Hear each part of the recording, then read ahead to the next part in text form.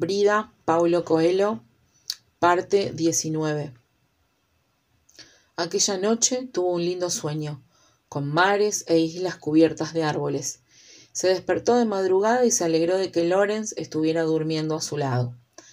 Se levantó y fue hasta la ventana de su cuarto a mirar Dublín adormecido.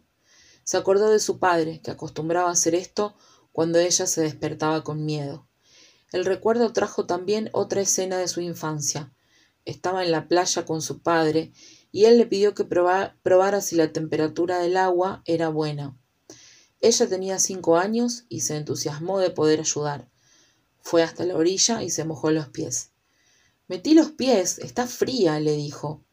El padre la tomó en brazos, fue con ella hasta la orilla del mar y sin ningún aviso la tiró dentro del agua. Ella se asustó, pero después se divirtió con la broma. «¿Cómo está el agua?», preguntó el padre. «Está buena», respondió.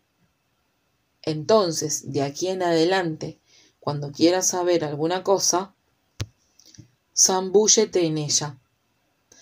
Había olvidado esta lección con mucha rapidez. A pesar de tener solamente 21 años, ya se había interesado por muchas cosas y desistido con la misma rapidez con la que se entusiasmaba por ellas. No tenía miedo a las dificultades. Lo que la asustaba era la obligación de tener que escoger un camino. Escoger un camino significaba abandonar otros.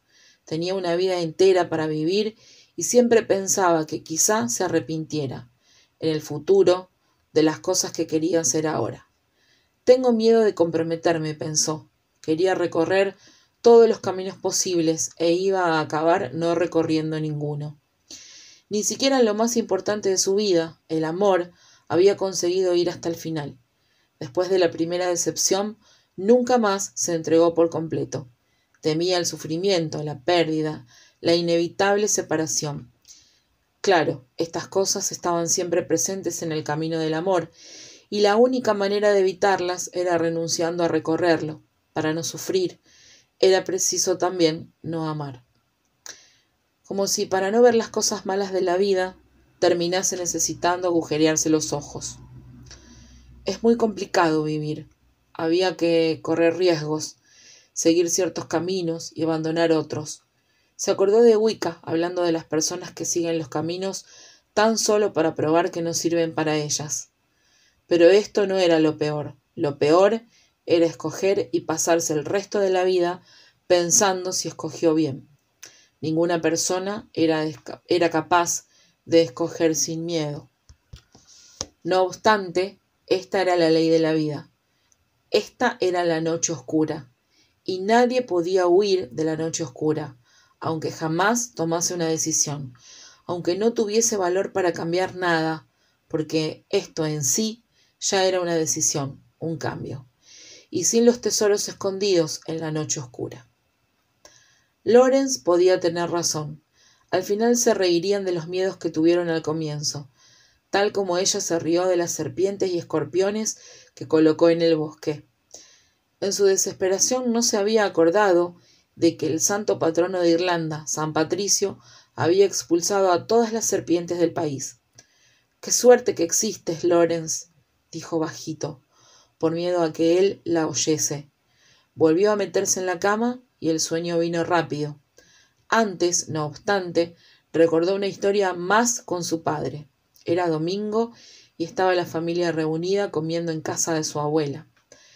Ella ya debía tener unos 14 años y estaba quejándose de que no conseguía hacer determinado trabajo para la escuela, porque todo lo que empezaba a hacer terminaba mal. «Quizás estos fracasos te estén enseñando algo», dijo su padre. Pero Brida insistía en que no, que ella había entrado por un camino equivocado y ahora no había más remedio. El padre la tomó de la mano y fueron hasta la sala donde la abuela acostumbraba a ver la televisión. Había allí un gran reloj de pie, antiguo, que estaba parado desde hacía muchos años por falta de piezas. «No existe nada completamente errado en el mundo, hija mía», dijo el padre mirando el reloj. «Hasta un reloj parado consigue estar acertado 2 veces al día».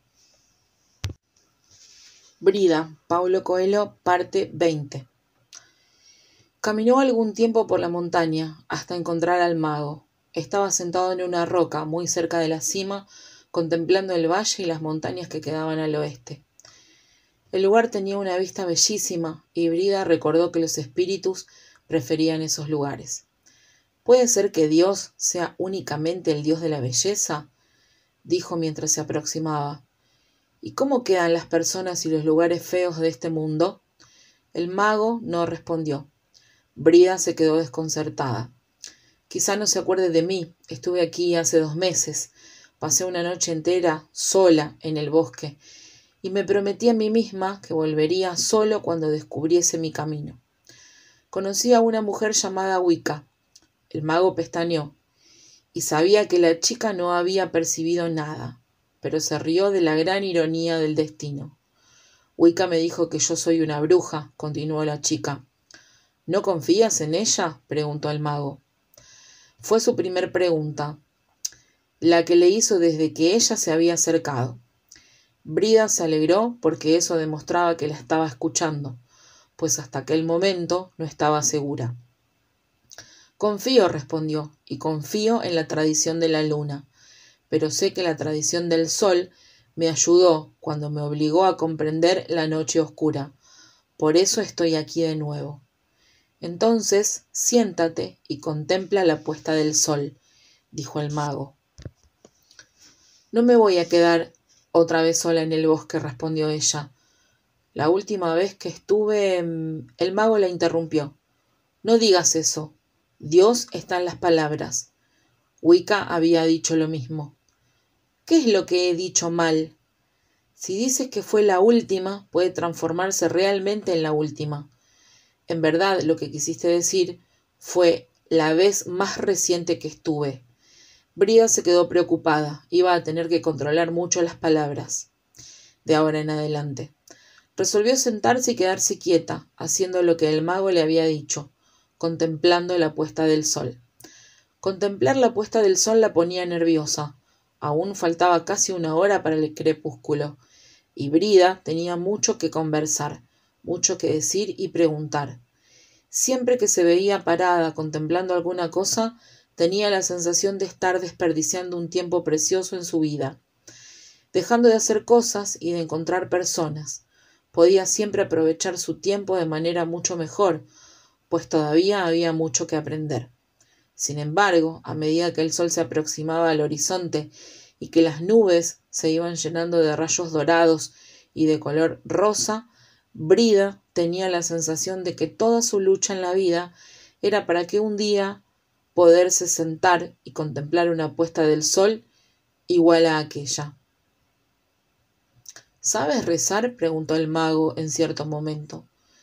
Claro que Brida sabía. Cualquier persona en el mundo sabía rezar. Pues entonces, en cuanto el sol toque en el horizonte, haz una plegaria. En la tradición del sol es a través de las plegarias como las personas comulgan con Dios. La plegaria, cuando se hace con palabras del alma, es mucho más poderosa que todos los rituales.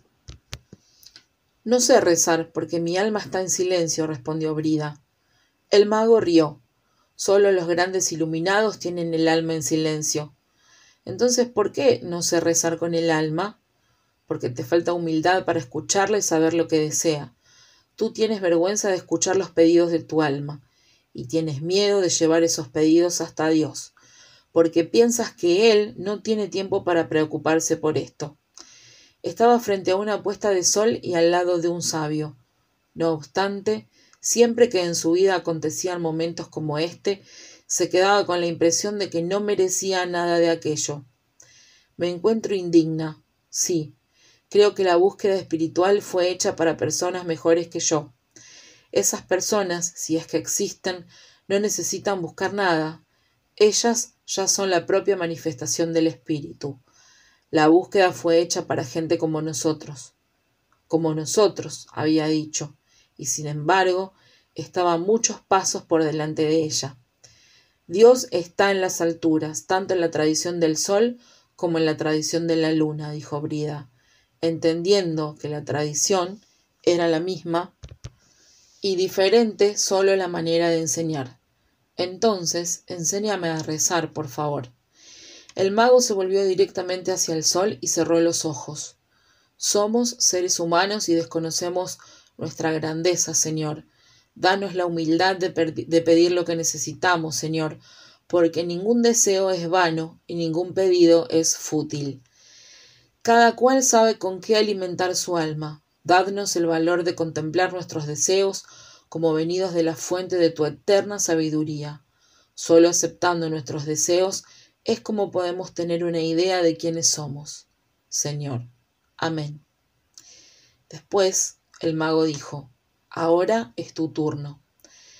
Señor, haz que entienda que todo lo que me sucede de bueno en la vida es porque lo merezco. Haz que entienda que lo que me mueve a buscar tu verdad es la misma fuerza que movió a los santos, y que las dudas que yo tengo son las mismas dudas que los santos tuvieron, y que las debilidades que siento son las mismas debilidades que los santos sintieron. Haz que yo sea lo suficientemente humilde como para aceptar que no soy diferente de los otros, Señor. Amén. Se quedaron en silencio mirando la puesta del sol, hasta que el último rayo de aquel día abandonó las nubes. Sus almas rezaban, pedían cosas y daban gracias por estar juntas. Vamos hasta el bar de la aldea, dijo el mago. Brida se volvió a poner los zapatos y comenzaron a bajar. Una vez más se acordó del día en que había ido a la montaña a buscarlo. Se prometió a sí misma que sólo volvería a contar esta historia una vez más en su vida. No necesitaba continuar, convenciéndose a sí misma. El mago miró a la chica bajando delante de él, procurando mostrarse familiar con el suelo húmedo y con las piedras, y tropezando a cada instante. Su corazón se alegró un poco, pero pronto volvió a ponerse en guardia. A veces, ciertas bendiciones de Dios entran astillando todos los vitrales. Brida, Paulo Coelho, parte número 21. Era agradable que Brida estuviese a su lado, pensó el mago, mientras descendían la montaña. También él era un hombre igual a todos los hombres, con las mismas flaquezas, las mismas virtudes, y aún hoy no estaba acostumbrado al papel de maestro. Al principio, cuando personas venidas de varios lugares de Irlanda llegaban a aquel bosque en busca de sus enseñanzas, él hablaba de la tradición del sol y pedía a las personas que comprendiesen lo que estaba a su alrededor. Allí, Dios había guardado su sabiduría y todos eran capaces de comprenderla a través de unas pocas prácticas, nada más. La manera de enseñar según la tradición del sol había sido ya descrita hace 2000 años por el apóstol, y en medio de vos estuve como un débil y tímido, lleno de gran temor. Mi palabra y mi prédica no consistieron en discursos llenos de sabiduría, sino en la demostración del Espíritu y de la fuerza divina, para que vuestra fe no se fundase en sabiduría humana, sino en la fuerza de Dios. No obstante, las personas parecían incapaces de entender lo que explicaba sobre la tradición del sol y se quedaban decepcionadas porque era un hombre como todos los demás. Él decía que no, que él era un maestro, y todo lo que estaba haciendo era dar a cada uno los medios propios para adquirir sabiduría. Pero ellas necesitaban mucho más, necesitaban un guía. No entendían la noche oscura, no entendían que cualquier guía en la noche oscura iluminaría con su linterna apenas aquello que él mismo quisiese ver. Y si por casualidad esta linterna se apagase, las personas estarían perdidas por no conocer el camino de regreso. Pero necesitan un guía, y para ser un buen maestro también tenía que aceptar las necesidades de los otros. Entonces pasó a rellenar sus enseñanzas con cosas innecesarias, más fascinantes, de modo que todos fuesen capaces de aceptar y de aprender. El método dio resultado. Las personas aprendían la tradición del sol y cuando finalmente llegaban a entender que muchas cosas que el mago había mandado hacer eran absolutamente inútiles, se reían de sí mismas. y el mago quedaba contento porque finalmente había conseguido aprender a enseñar. Brida era una persona diferente. Su oración había tocado hondo el alma del mago. Ella conseguía entender que ningún ser humano que pisó este planeta fue o es diferente a los otros. Pocas personas eran capaces de decir en voz alta que los grandes maestros del pasado tuvieron las mismas cualidades y los mismos defectos que todos los hombres, y esto no disminuyó ni siquiera un poco su capacidad de buscar a Dios. Jugarse peor que los otros era uno de los más violentos actos de orgullo que él conocía, porque era la manera más destructiva de ser diferente. Cuando llegaron al bar, el mago pidió 2 medidas de whisky. «Mira a las personas», dijo Brida. «Deben venir aquí todas las noches. Deben hacer siempre lo mismo». El mago ya no estaba tan convencido de que Brida realmente se juzgase igual que los otros. «Estás demasiado preocupada por las personas», respondió. «Ellas son un espejo de ti misma». «Lo sé». Había descubierto lo que era capaz de ponerme alegre o triste, y de repente entendí que era preciso cambiar esos conceptos, pero es difícil. «¿Qué te hizo cambiar de idea?», preguntó el mago. «El amor. Conozco a un hombre que me completa. Hace 3 días él me mostró que su mundo también está lleno de misterios. Entonces no estoy sola». El mago se quedó impasible, pero se acordó de las bendiciones de Dios que astillan los vitrales. «¿Tú lo amas?» «Descubrí que puedo amarlo aún más. Si este camino no me enseña nada nuevo a partir de ahora, por lo menos habré aprendido algo importante. Es preciso correr riesgos». Él había preparado una gran noche mientras descendían la montaña.